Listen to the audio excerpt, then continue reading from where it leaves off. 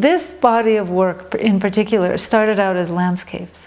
And as I worked on it, they less and less became landscapes, and they more and more became, you know, a feeling of the moment that they were painted in, which at the point that I painted the paintings is only a memory, because I paint these in the studio. I don't paint outside. By the time that I paint them in the studio, they're actually a combination of the landscape, the feeling of the moment, and then the current moment. And like the piece behind is a perfect example of that, because I worked on that for as long as it took to recall the moment that this was, which was a full moon over Grand Canyon, you know, on a very crisp winter dawn.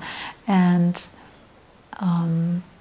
even though probably this looks like a landscape, it also doesn't. It's more a feeling of that moment. And it has everything in it. When I look at that, I remember the temperature, I remember the light, I remember everything that was there in that moment. So hopefully when a person looks at this piece, they get all of that, plus the process it took to get to this point.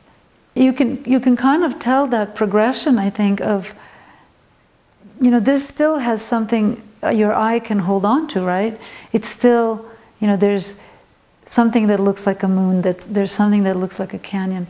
This is completely abstract, and this actually is much more representative of, you know, just the feeling of, like, the emotions or the energies that come up in one's mind when you're painting and you're not trying to conceptualize anything.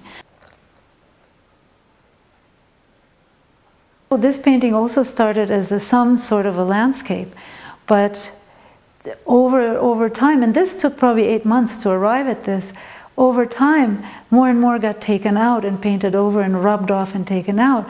So most of the shapes and color got taken out of it, but there's still, you know, the history of it is still there. You could sort of see it underneath. And I think that's, you know, the real beauty of that piece is the entire history of it through the year is still there.